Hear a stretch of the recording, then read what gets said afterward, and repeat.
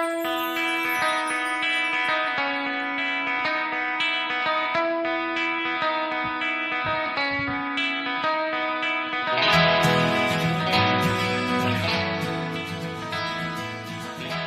Chicago, what do you say? This is the CHGO Cubs Podcast.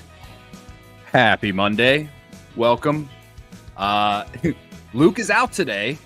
So, he took an extended vacation. He's down in Mexico. Vacation, for him. As the joke goes, just assume he went back to Mexico. Mojitos. I know he loves this fall weather, but he said it was like 55 and a little cloudy, so he had to get out and get back in the sun real quick.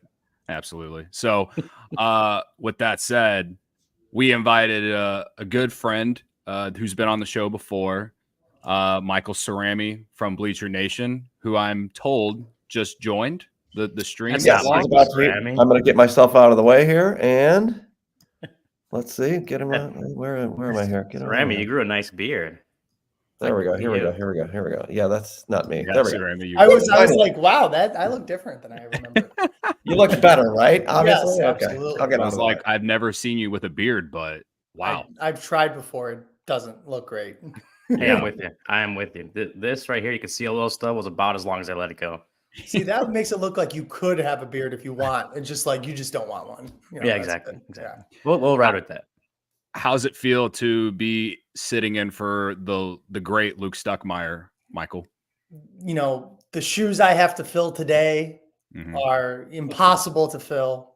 You know, one of the greatest of all times, the greatest to do it, the MJ of podcasting and Chicago sports coverage, Luke Stuckmeyer.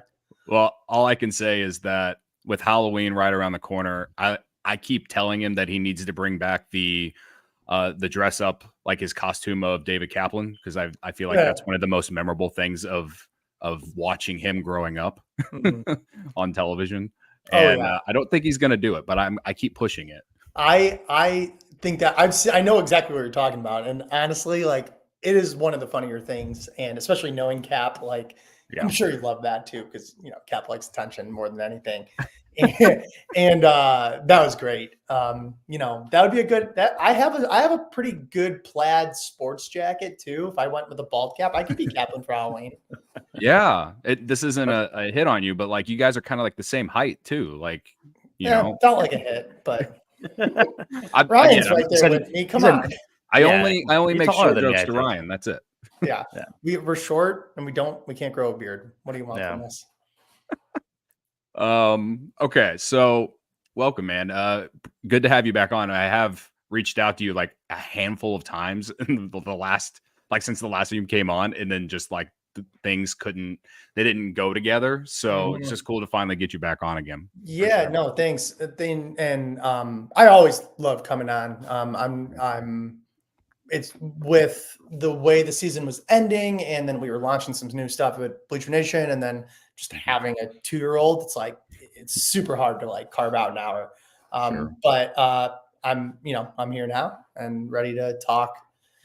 I guess the Cubs somehow, some way. We're talking the Cubs. Yeah. So I don't know if you've noticed, but over the last week now, we've been doing like off-season grades, which we do every off-season, and unfortunately every October since CHGO launched, because this team doesn't know how to make the playoffs since we've launched. I'm not blaming us for that, but it's just an unfortunate trend. There might be a CHGO curse. I'm not saying. It's on the city as a whole. I think the Sky are the ones that have made the playoffs since we launched. So well, the Bears we got Caleb now, though. Right. The Bears might. Red Stars just clinched yesterday. Red Stars did too as well. That too. That's true. I got in trouble I don't remember when the Sky won most recently. Was it 2 years ago? 2021. I tweeted something like, oh, no Chicago team has made the championship like a week after they won, because it was before Angel Reese and stuff. I wasn't paying attention. Yeah, no, that's fair. I would have probably said the same thing, so it's okay.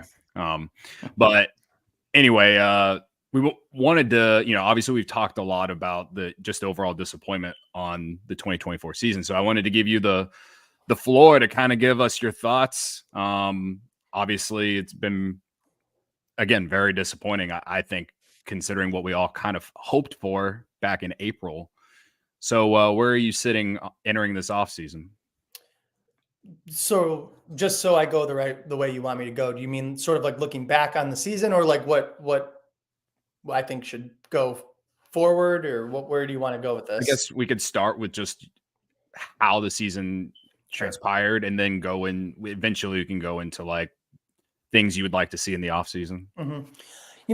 It's weird. I feel like if I were to tell you, like, if I were to go back in time and tell you, okay, here are 4 things that are going to happen this year, like back to game 1, and I go, here are 4 things that are going to happen this year. Michael Busch is going to be like surprisingly good at defense and be a really solid hitter. Seiya and Ian are going to have their best offensive season all around. PCA is going to make us be very excited about his future by the way he plays, not just defensively and on the base paths, but like offensively. And Dansby's going to end up with, a 4 WAR year.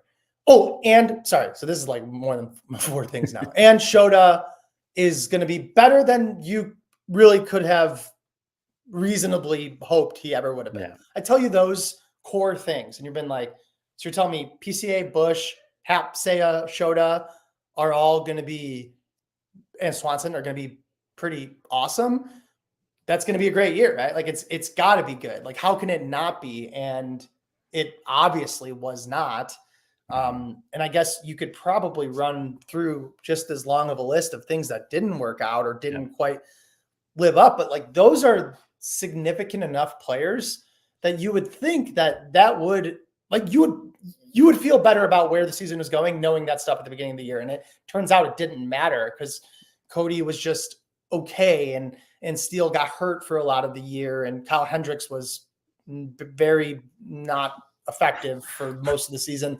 And then the Cubs had a bullpen that cost them a lot of bottom line wins. You know what I mean? Like just games that were right there for the taking. And then you end up with 83 wins. And then unlike last year, that's not even close to the playoffs this year. Like last year, sure, they were a game behind and then maybe 2, I guess, with the tiebreaker. This year, there were several games back. And it's just like, I don't know. It was a really, really weird, disappointing year because I think in 2023, it was like, we should be good this year. Not like I'm expecting us to be. It's like, but, we're not that great. If we surprise, that's cool. They should have been good this year. They should have been better than they were.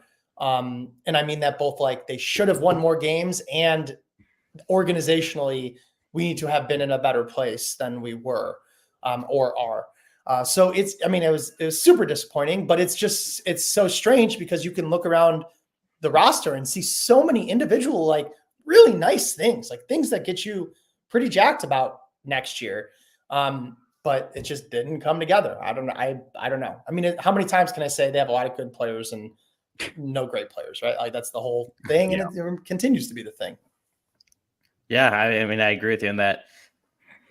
It kind of felt like last year, whereas like Justin Steele had this Cy Young caliber season and all these good things happen and they still don't make the playoffs. It felt like not necessarily a waste because those are steps in the right direction, but it's also like, man, like you don't know for sure if those guys can repeat it next year. You don't know if all those good things are going to happen in baseball. That usually doesn't happen. And so it felt like a year that you wanted to make the playoffs, but step in the right direction. And like you said, you felt like they should be better this season. And weren't. They finished with the exact same record, but further out of the playoffs than they did last year. And now you do, like, as you said, you have a bunch of good things that happen. Shota Imanaga, Michael Busch's season, like Seiya Suzuki performing like a top 20 offensive player in baseball, whatever it was.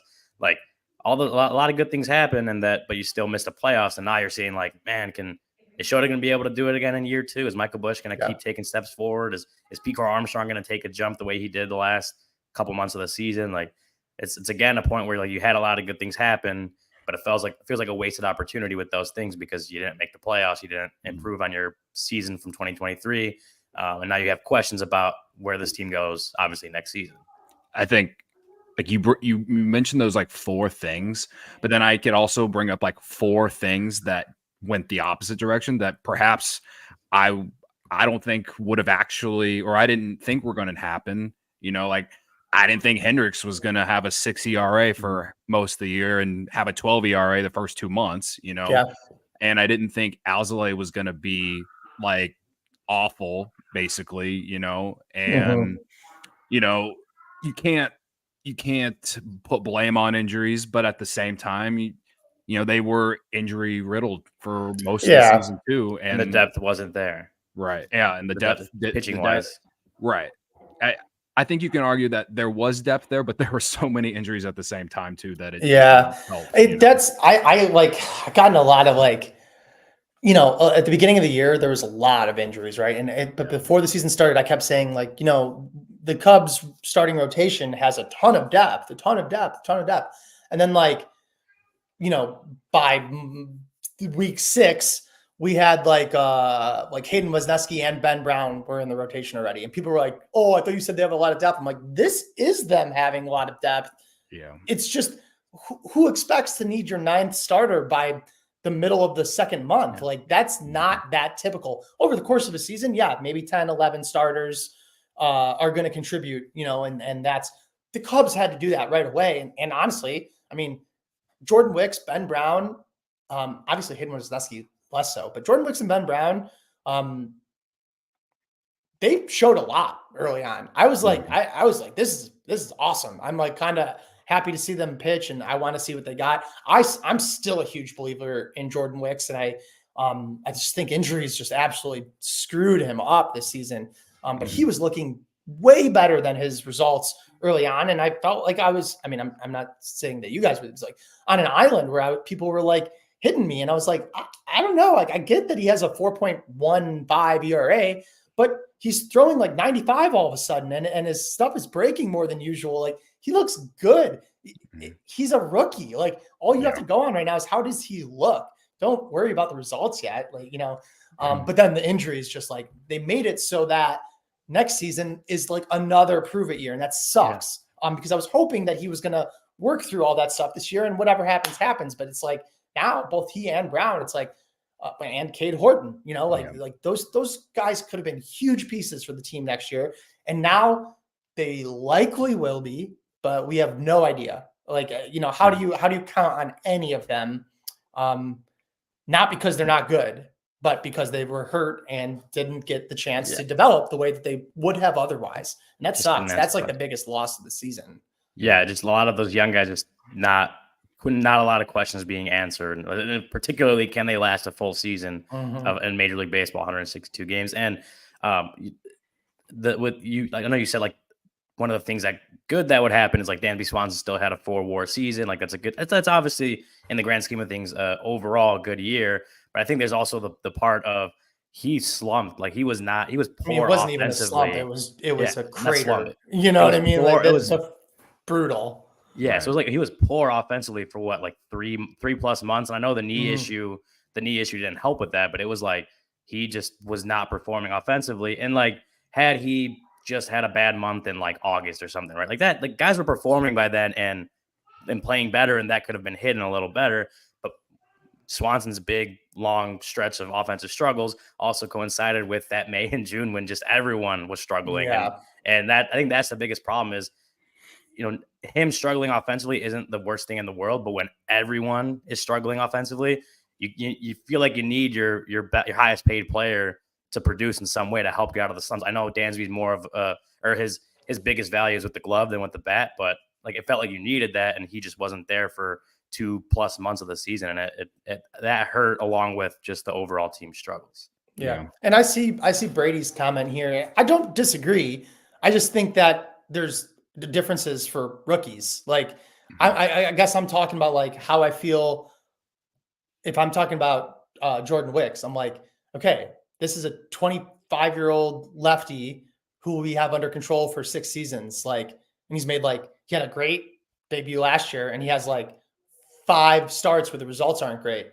That doesn't change how I feel about what's going to happen coming next is my point. Doesn't mean the team's going to win, but yeah, Ryan, I agree. Ian Happ ended up having an awesome year, but he had a brutal start to the season. He was ice cold to start. And then Swanson wasn't just offensively, it was defensively too. He had a weird, shaky start to the year. And even Nico had a couple weird defensive gaffes at the beginning of the year. They all tightened it up. But when those things are all going on at the same time, Miguel Amaya and Gomes aren't hitting and you don't have a closer or a setup man, well, the hole was dug. Yeah. And man, I don't know. I always see people like talking about like when the whole Jed Hoyer press conference thing, like even Brett and I disagreed on this a little bit. I get what he means. I don't even want to rehash, but like when he says things like, you need to have players overperform and we want to put them in the best position to be able to do that. And it's like objectively true. Like, of course, every really great team, they always have players that are having standout years. Like for the 16 Cubs, it was like David Ross, like kind of like just a random guy or Mark DeRosa in 2008, where you're like, that's not the guy we were counting on, but he ended up being awesome. Mm-hmm. And so it was a big deal. Or Ben Zobrist even in 2016. But the point is like, if you raise the floor, the amount that they need to overproduce is smaller. And therefore you don't have to worry about putting everyone in the best position to overachieve or to achieve what you think that they can. Mm-hmm. You can just, the odds are higher. And it's like, that's kind of what the part that I felt like Hoyer was like, what he was saying was like, of course it was true. Of course what you're saying is right. But we already know that. So you're not really comforting us in the way I feel the president of baseball operations at the end of a, season that they didn't make the playoffs again should be. And that's kind of what bummed me out about that and the preceding season. For sure. We'll get back into that. We got to do these ads real quick. Michael, let me tell you about CDJR if you're looking for a new vehicle, why aren't you looking for a new vehicle? All right. Before you hit the road this fall, head to Ray Chrysler Dodge Jeep Ram and start your adventure there. This October, shop new lower prices across their huge inventory during Jeep Adventure Days going on now. For a limited time, lease the new 2024 Jeep Grand Cherokee Laredo for just $239 a month for 27 months, or shop over 125 vehicles priced under $20,000. Let the amazing team at Ray CDJR help you during each step of your car shopping journey with Ray's Price Promise. The numbers you're hearing now are the same prices you can expect to shop in store and online. That's because Ray's Price Promise means no price changing, no add-ons, and no hidden fees. Since they prioritize affordability for their customers, hurry into Ray CDJR today and shop one of Chicago area's largest inventories, then drive home with more money in your pocket than you'd expect. If you're in the market for a new vehicle, then you have to check out the team at Ray Chrysler Dodge Jeep and Ram, because they are the only team we recommend. Visit them today on Route 12 in Fox Lake. For more information, visit Ray CDJR in Fox Lake or raycdjr.com, serving the community since 1963. Okay, hold on. CDGR, great ad for CHGO. I mean, that beautiful. I love that. Sorry, go on, Ryan. But I had to jump in there. What a beautiful symmetry there. Yeah, I love that. Wait till the next ad break. You'll hear another one. Okay. And after you're done getting your new car with CDJR, you might as well get your floors replaced with Empire Today. Because with Empire Today, you get shop at home convenience, the right product for your needs, quick and professional installation, and a low price guarantee. Empire Today is the best way to get new flooring. So of course they have copycats, but Empire can't be beaten on quality, service, speed. So competitors advertise low quality products that Empire simply won't carry. Empire won't promise the lowest prices because anyone who does that is putting flooring in your home that they wouldn't put in theirs. They keep shopping for floors simple with a curated product selection. Empire's philosophy is to help you find what you need, not overwhelm you with thousands of choices and substitutes. What they leave out of their selection is as important as what they put in. Empire's product team exhaustively combs through thousands of product samples each year to find the perfect styles. Their virtual floor designer is a great way to see how new floors will look in any space. It's easy. You just snap a picture and instantly see how new floors will look in your room. Shopping for floors at a big box store can be frustrating. You might talk to someone today who was working in plumbing yesterday. Flooring is all Empire Today does. They live and breathe flooring, so you can be confident you're getting upfront, honest advice. They pride themselves on their convenient shop-at-home service. They help customers shop for floors where they use their floors so they can see exactly what their new floors will look like in their home's lighting and decor so they can make an informed decision. And they service their own warranty. So if you have an issue, just call Empire and they will service the warranty themselves. You won't have to track down a manufacturer's phone number. Schedule a free in-home estimate today. All listeners can receive a $350 off discount when they use promo code CHGO. Restrictions apply. See EmpireToday.com/CHGO for details. All right, Michael Cerami from Bleacher Nation joining us today. And for Luke Stuckmeyer, he just went on a great tangent about just everything related to this organization right now. And I couldn't agree more with him about a lot of it. And I've said this a handful of times, Michael, like I just put my hands up with how things are going to go this offseason. Like, you're a real big fan of Hoyer, right? You gave him an obviously, yeah. big fan. You look at his grades. And to the point of you saying that, I think anyone who's listened to this show on a consistent basis over the last 2.5 years since we launched, I actually spent a lot of time defending Jed Hoyer. But the point that we've been making for this past season, to me, he failed the Cubs. He did not bring in the difference maker.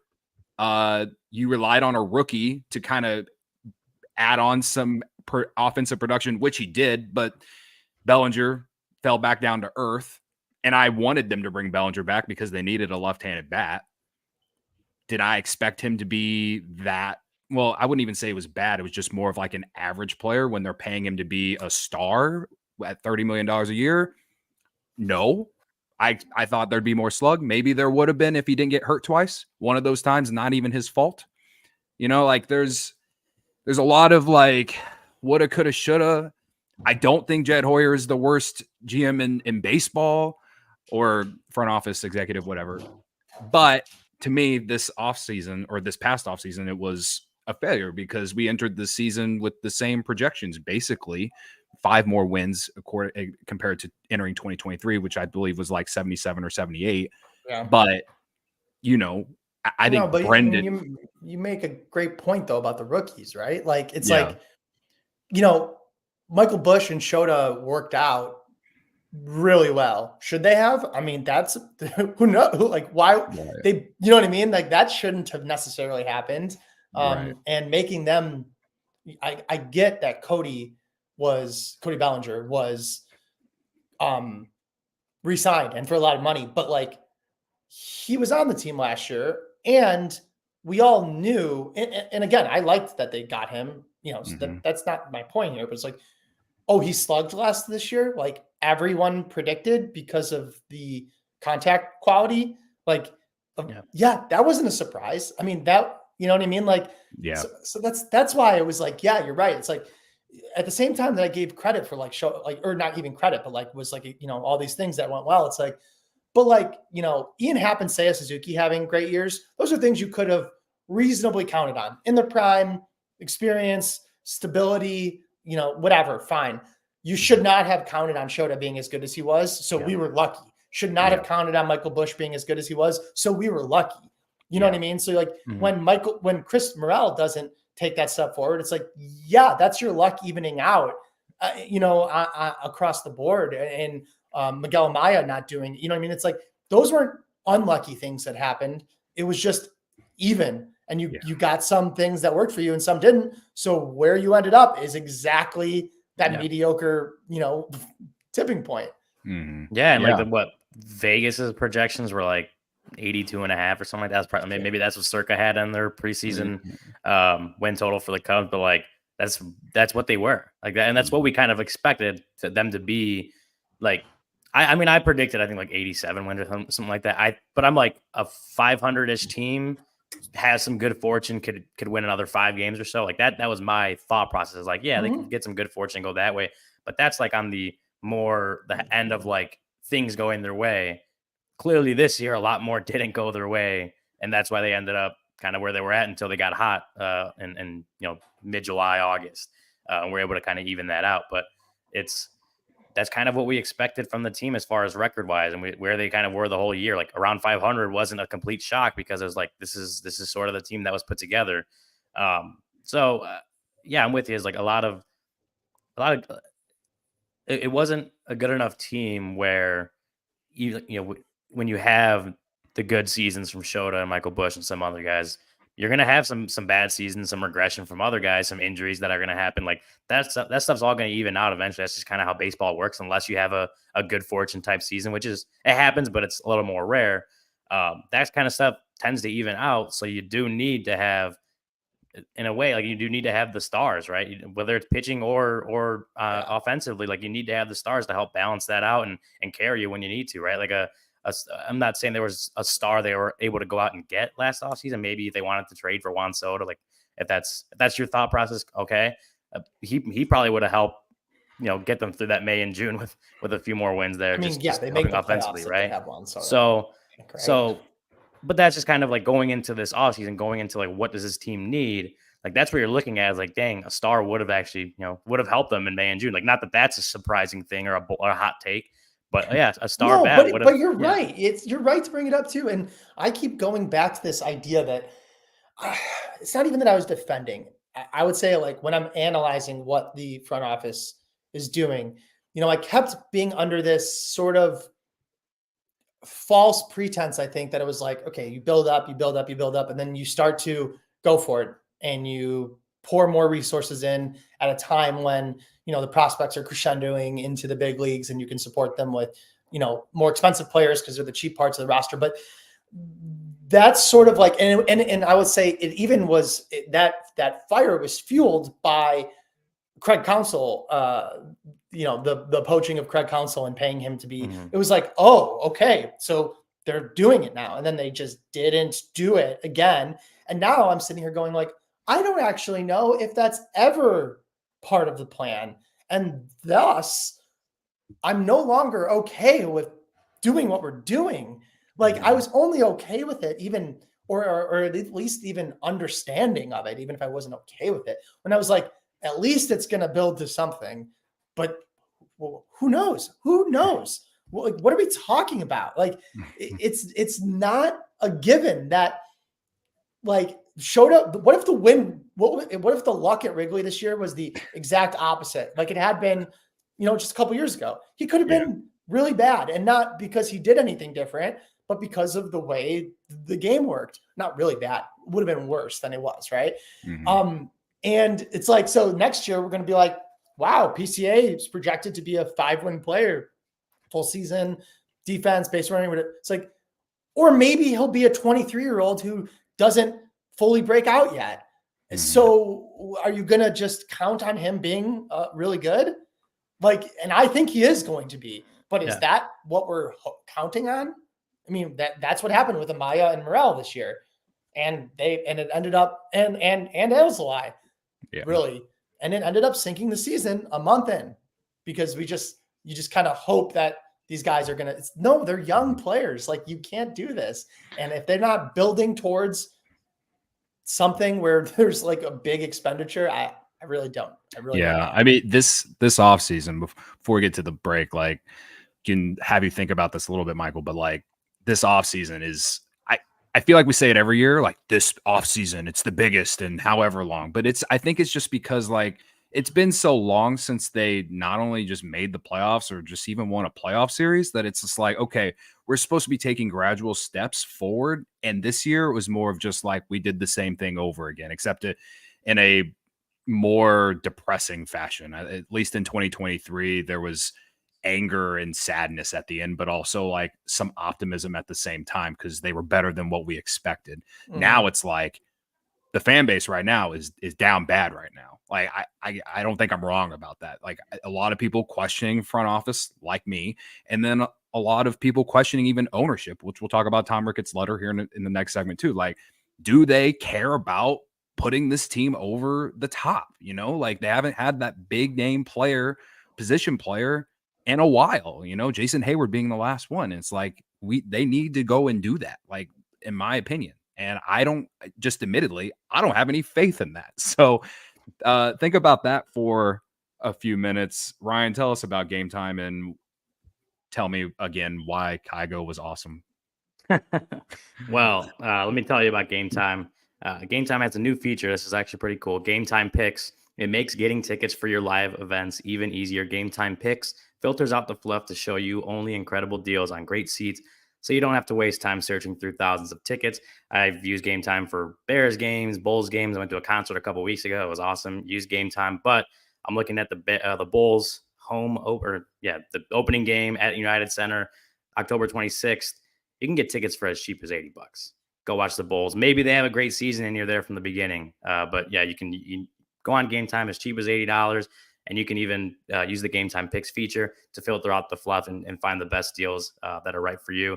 I really like Game Time. One of my favorite things is the all-in pricing feature. You can toggle that feature, and it shows you the total up front with no surprise fees at checkout. We know Luke hates the surprise fees, so this is something that he'll really like as well. It gives you a view of your seat. So if you click on a specific ticket, it'll tell you exactly what your view is of whatever event it's at, sports, concert, whatever. So if you're not familiar with the venue, you get that panoramic view from your seat in the app before you buy. Game Time has the lowest price guarantee, or they will credit you 110% of the difference. And Game Time's ticket coverage means your purchase is covered with the most flexible customer service policy in the ticketing industry. So take the guesswork out of buying tickets with Game Time. Download the Game Time app, create an account, and use code CHGO for $20 off your first purchase. Terms apply. Again, create an account and redeem code CHGO for $20 off. Download Game Time today. What time is it? Game Time. I brought up the CHGO thing because Law said pre-show to not bring up the CHGO thing. And so that's why I brought it up. We're sponsored by the Chicago Sports Network, the new home of the Blackhawks, Bulls, and I guess if you want to watch the White Sox too. CHSN will broadcast more than 300 live games per year across the Blackhawks, Bulls, and White Sox, and will feature a full lineup of original Chicago-focused sports content. They're also Chicago-based, Chicago-built, and Chicago to the core, and they're bringing it to every corner of Chicago across 77 neighborhoods and beyond. At CHSN, Chicago comes first. Visit chsn.com for more info on how to watch the Bulls, Hawks, and White Sox games all season long. There was that other, like the CHSN, Michael. Yeah, there you go. Oh yeah, I like that. I also CHSN, like Hawks. Yeah. Chicago, the Hawks. Okay, so kind of teased a little bit over was it Friday or Saturday that Tom Ricketts sent out that letter?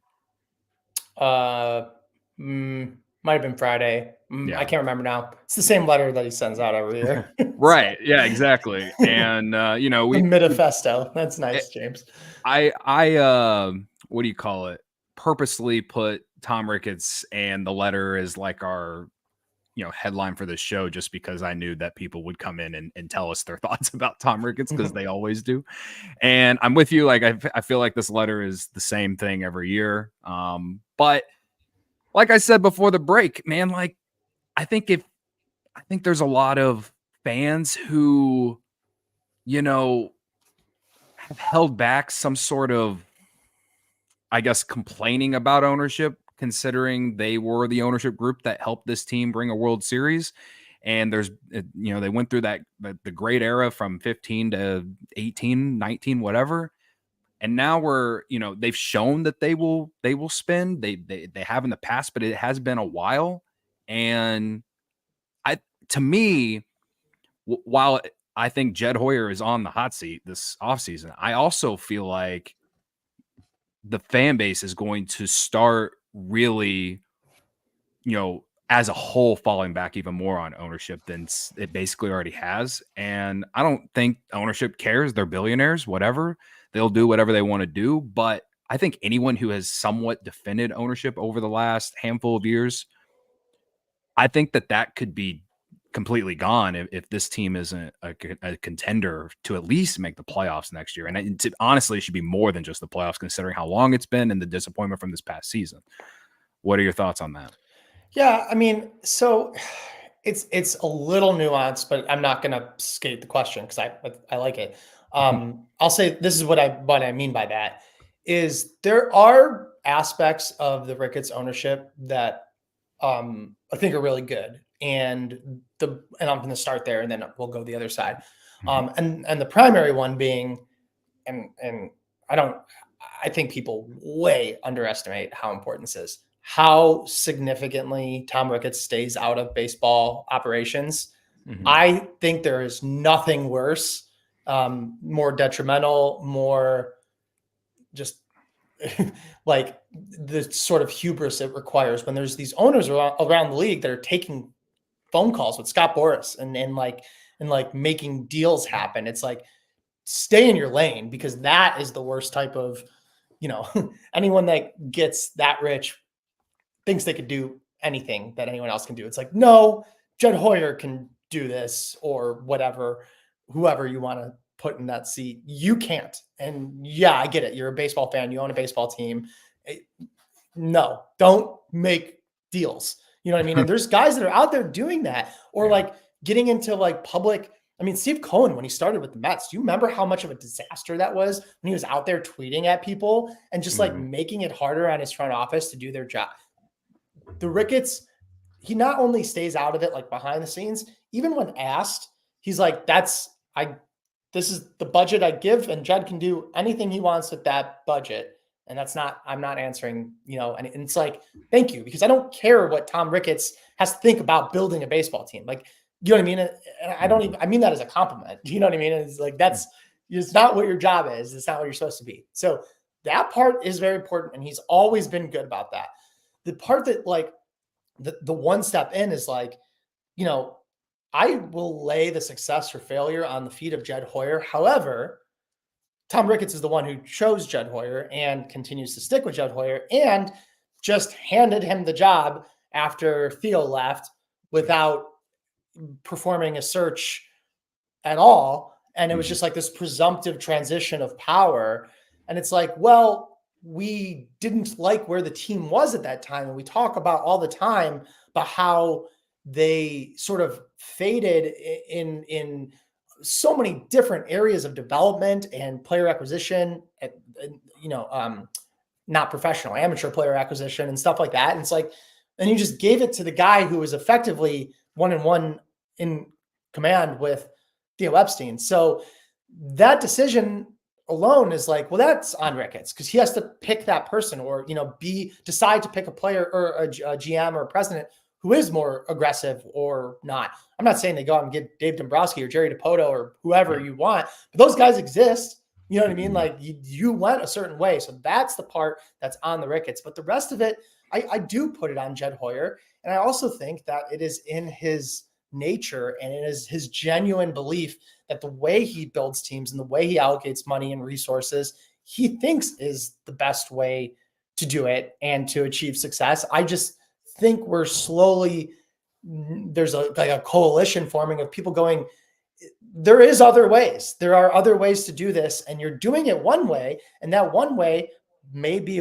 workable and it may be a way to achieve success, but to presume that it's the only way or that you're crazy to think that there's anyone else out there that can do it better. That's what's not, tenable for me. And that's where I'm sort of arriving. It's like, yeah, I get it. The Cubs had a $238 million payroll and they have spent, or whatever it was, 237 in the past and stuff. It's like, but something's not right about it, right? Like there's something not right about it. I would argue that this is such a bad thing to say because it's going to be like, if you took it out of context, the quote would sound silly.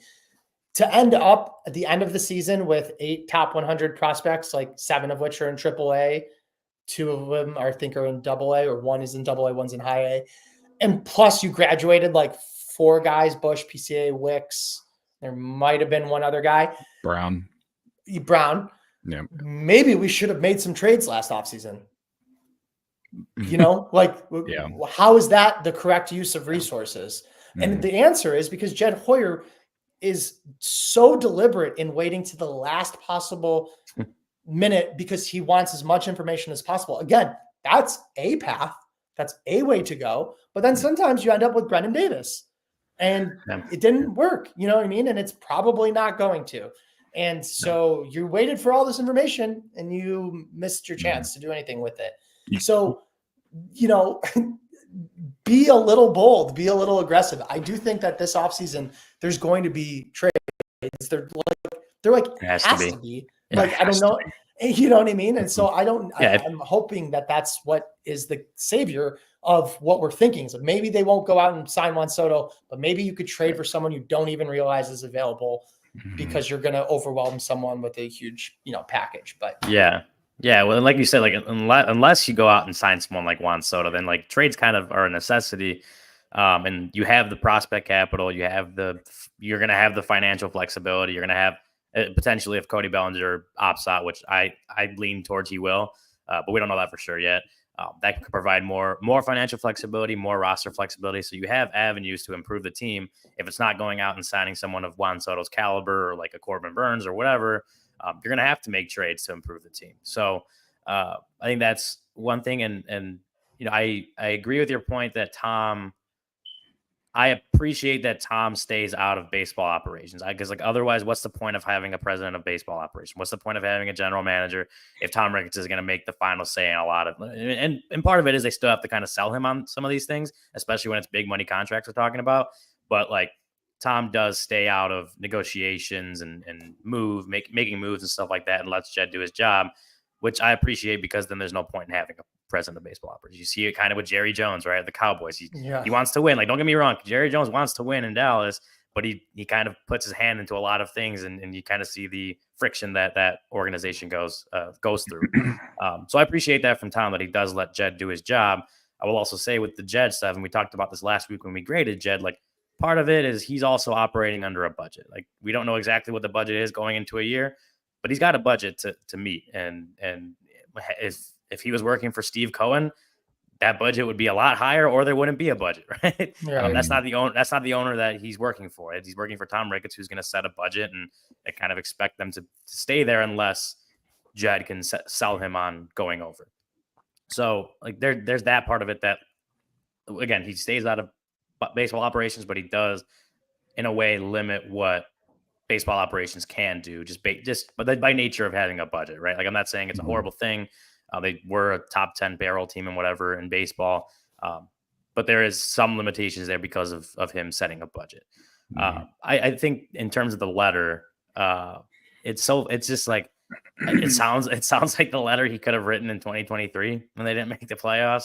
I think it was John Greenberg that dug up the 2021 letter, and part of it was him talking about how awesome Frank Schwindel was, and that just feels so long ago. That feels Putting so Frank Schwindel in the letter is actually really funny in retrospect. Yeah, and a lot of these letters, again, what he says in these letters don't mean anything to me. It's kind of in the same way of what Jed, unless Jed says something groundbreaking or something we didn't know at one of those at that end of season press conference, a lot of it doesn't mean a whole lot to me in terms of it doesn't tell me anything new or doesn't teach me anything. It doesn't show me the way that they're going to go down the path. And Tom's letter doesn't do that either.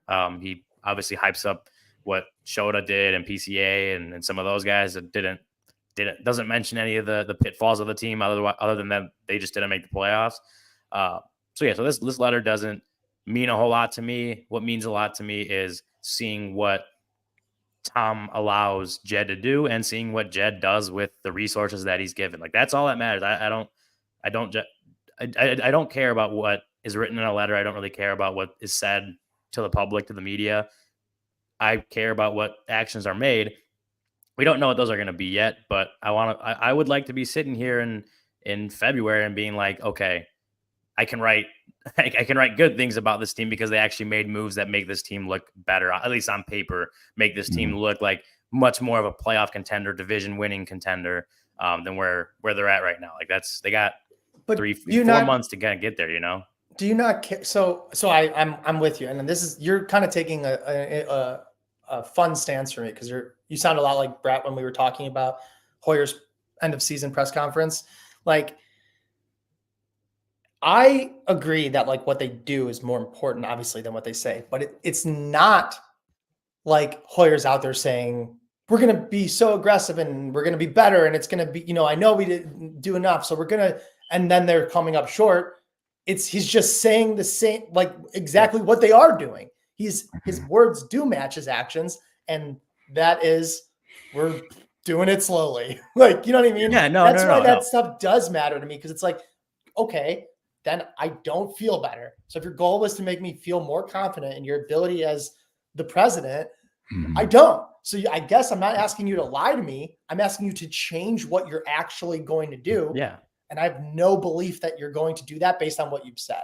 I think, well, just to respond to Michael real quick, that does matter. Don't get me wrong. When he talks about the prospect, the the farm system's in a better place. Like, that's true. It's in a much better place than it was when he took over 4 years ago. Like, there's things that he's done. And like, when you see the reaction to like our rankings of Jed Hoyer, our grades last week, like, I gave him a D+, but that was just grading him on 2024 specifically. Like, if it was grading him from when he took over, I'd probably give him a better grade because I think he has done good things and gotten this organization healthy-wise into a good place. When I say that I don't really care about what he says at those end of presses, is because I mean it more of like, he doesn't really tell us anything about what he's going to do. Like, he kind of has, and he's following on the same path we can kind of expect. And that's why we say, like, he didn't say he's not going to go out and sign Juan Soto. We just kind of expect that he's not, because this is the way he's kind of operated, right? So I don't really care about what he says at the end of presser in terms of like what is he going to do this winter, because he's not going to reveal his hand. He doesn't really say anything. Even if he were going to sign Juan Soto, it's what the presser would sound like. Exactly.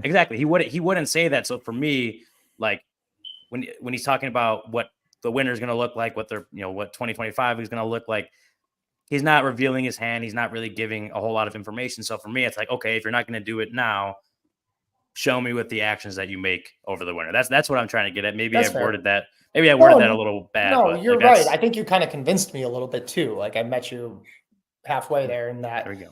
I guess maybe that's what it would have looked like no matter what, So, I mean, for me, it's like, and why, like, when we started the segment, like, I start with ownership. It's like, I guess if there's one positive for me about ownership going into the offseason, it's like, it's not like Jed Hoyer's got a contract extension. Like, he's going to enter a lame duck season. At least at this point, that's what it feels like.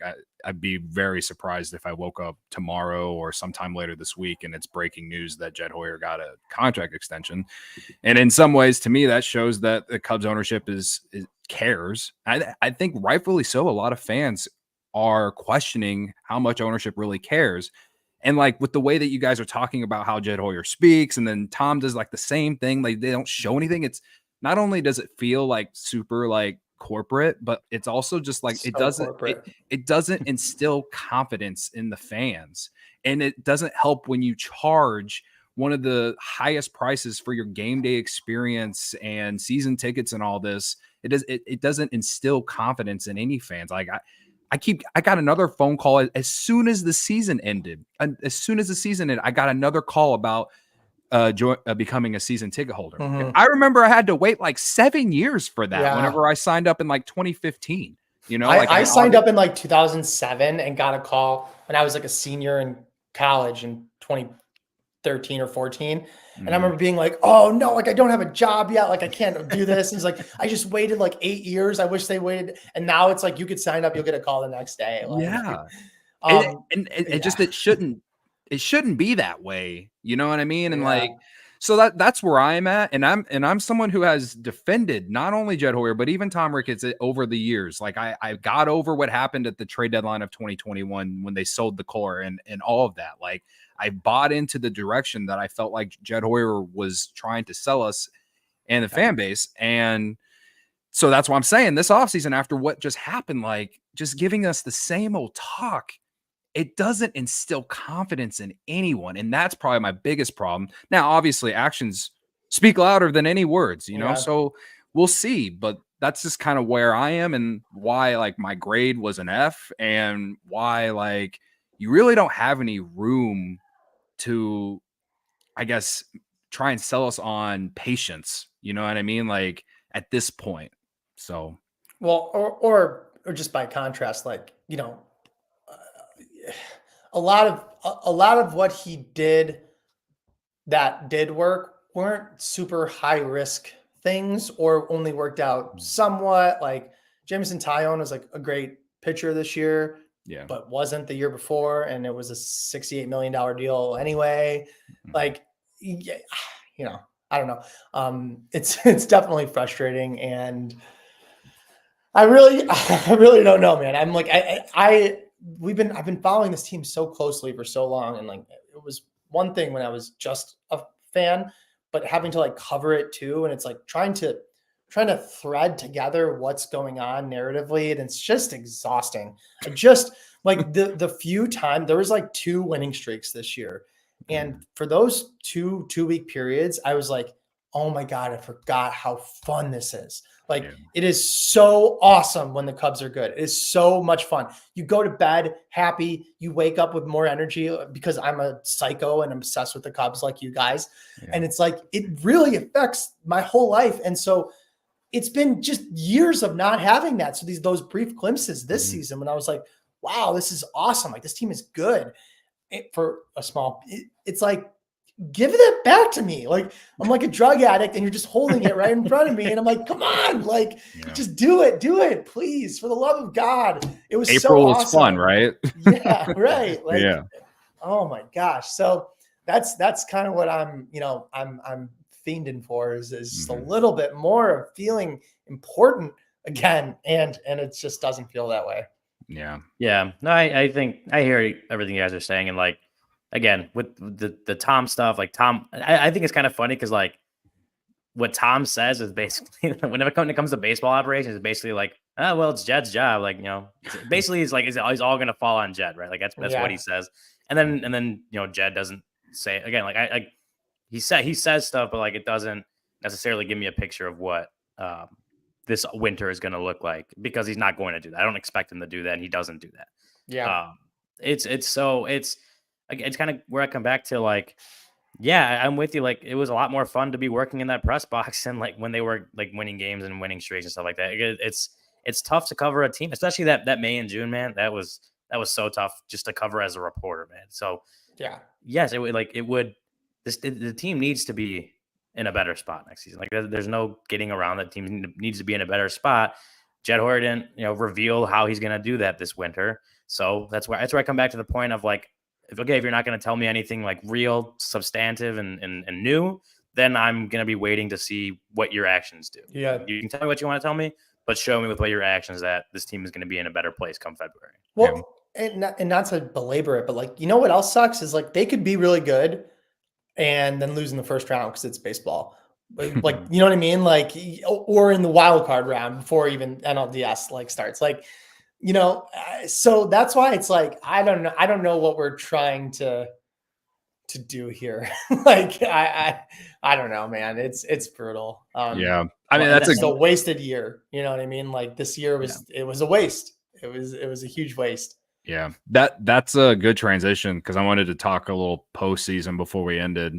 You wrote an article on Bleacher Nation about, the bye week and how it benefits. It actually really does benefit. And I know last year with all the teams that had the bye, I believe they all lost last year. And, the Phillies lost this year too. But it was 3 out of 4. But 3 out of 4. Yeah. 3 out of 4 advanced. And I found it very interesting because it's like, I tend to agree. Like you want to try and get the bye. And now you got, 3 of the 4 best teams in baseball playing here at the end in the championship series. As much as I hate 3 of the 4 and the fact that the other one has a lower payroll than the Cubs, and that gives me pain. I am intrigued to see what happens this championship series. Yeah, no, I mean, listen, and Jeff Passan tweeted something about it and I reshared my article. This is not up for debate. This isn't like my opinion. Yeah. It is of course objectively better. And I'm understand and appreciate why you pointed out like last year that it's like you're playing blackjack and you hit on 20 and you get an ace and someone's like, see, like that was the right thing. No, like that was so obviously that wasn't what was supposed to happen. Yeah. Why would you want worse odds? You know what I mean? So anyway, the point of that my article is getting at that Cody's teeing up here is that the goal for the Cubs cannot be what appears to be the goal, which is just get into the playoffs every year and see what happens. Even if you're the third wild card, because it's baseball. And it's like, I know that's true, but no, how about we aim for being the first or second seed? And anything less than that is like, okay, hope for the best. But if you're the first or second seed, you're giving yourself a real chance. And if that's the goal, and if that's what you're building towards, the expectations will be higher. What you need to do in the offseason to get to that point will be higher. Like that needs to be the success story, not had they made the playoffs by a game last year or snuck in this year as one of the wild cards, but the miracle run. That's not a success. That's a successful failure.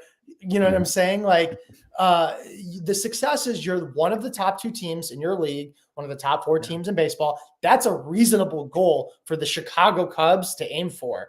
You know what I mean? Like, that's what needs to be the goal. And it's because the math is overwhelmingly in favor of getting a bye, resting your players, setting up your rotation, resting your relievers. Things like momentum matter and all that stuff is real, but that's still just tweaking the odds a little bit back in what has already been a hole that you dug yourself by having to play these extra games.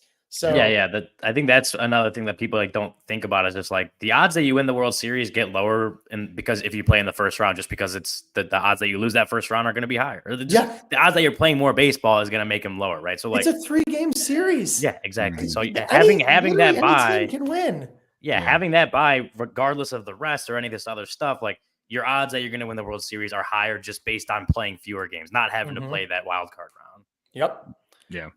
Yeah. And it's, I think it makes it fun in general, just for someone like me, the last handful of years who doesn't have a dog in the fight, but I would love to see the Cubs be in the position to, you know, whether it's get the bye or just be in the playoffs. It's such a sad state of affairs of where we're at, where I'm just like, I don't really care how you do it. But you wouldn't have cared. I wouldn't have cared last year or this year, maybe with the expectation that going into next year, now, you know what I mean? But we just missed twice. So now, in 4 times or 7 times, you know, so next year we're just supposed to still hope to just get in. Like, do we never get to climb the mountaintop? Is it always that? Because that seems to be what the play is of the front office. And statistically, there might be some math there that it's just like, keep rolling the dice. It's like, in the meantime, you're losing. People are losing interest, and it's and you're not even in a, years are going on, and you're not even in a tough division. I do think the division will continue to improve like it did this year, but none of those teams are going to ever go out and outspend you. You know, not even close. Right, and so it's like you have the opportunity to be able to kind of use that ability that you have to put yourself over the top, and maybe there will be a random year in there where one of those teams is better than what many expect, like the Brewers this year, for example, right? But the Cubs should obviously, especially with this expanded playoffs, they should always be at least in there somewhere. And it again leads back to how I feel about everything else. But I just found it very interesting because again, it's you want to get the bye, right? Like, and I think it's shown. So why are we acting like that's like, obviously that's good. You know what I mean? Like, if you ask you poll all 30 presidents, would you rather have the bye or not? 30 out of 30 will say, of course. Of course, you rather have it. And as far as I'm concerned, those wild card slots should be for the teams that are like on the rise, young team kind of overperforming and surprises and gets in. Like, that's when you should be excited to get those playoff spots. You shouldn't be when you have a $240 million payroll in a terrible division and haven't made the playoffs, you know, if we don't count 2020 since 2017, right? Or 18, whatever it was. Yeah, whatever it is. Yeah. Like, what are we talking about? Like, come on. Right. Brutal. Well, before we get out of here, I want to tell y'all, Michael, if you're not subscribed to be a diehard for CHGO, then let us tell you why you should become one. Let's do it. The Discord is awesome. The Cubs Discord especially is awesome. Everyone, I see a few names in our chat today from Gary, and some other names that are always in the Discord. It's a great community. It gets you off Twitter where it's just trolls. All right. And you can have actual real conversations. If you're diehard, you get 20% off on discounts, 20% off discounts on like our events, like all the ones the Bears guys just had over in London, our tailgates, even our takeovers that we have in season for us and all the other teams. Our event, our last takeover of the year when the Yankees came to town, when Rizzo came back, was awesome. We had a great time. Yeah. And you get all of Ryan's written content for free. Well, I get you're paying for it, but like it's unlocked for you. It's unlocked. Included. Yeah. Yeah. It's included. on top of everyone else here at CHGO Sports. So, Ryan, did I miss anything? Did I get everything there? Did I mention the merch? The merch, yeah, you 20% off merch. Well, yeah. We got a great Shody Managa shirt that I really love. I just got it a few months ago. It's one of my favorite shirts that we have. So, yeah, man. That is why you should become a diehard if you're not already. Okay. Go ahead, Ryan. Yeah, I was going to say, speaking of the playoffs, I think one of the good things, and I know Luke really likes this, is when you look at the $300 million teams, or 3 of the 4 teams left in the postseason. When you look at the fact that getting in the wild card, at least in the National League this season, still you needed 89 wins to get there and to get that last spot. These are all things that I think, from a fan perspective, for sure, like that, I'm sure you guys like that, because then it shows the front office like, 84 wins may not cut it anymore. You may need 89, 90 wins with some of the teams that are making the wild card in this league. And if the 3 out of the 4 $300 million teams still in the championship series, like, maybe you do need to spend to those levels. Yeah. It's not the only way to get there. Obviously, there are plenty of teams do it without having to spend $300 million. But when you're the Chicago Cubs, the market that you're in, the resources that you have, I do think seeing the teams that are more in your tier being the ones that are still remaining, I think it does provide a point to the front office of like, maybe some of this is something we have to do too. Yeah. Have you guys seen the Mets fans on Twitter push back against like the payroll thing? They're like, but so many of these players aren't even on the roster. It's like, you talk about missing the point.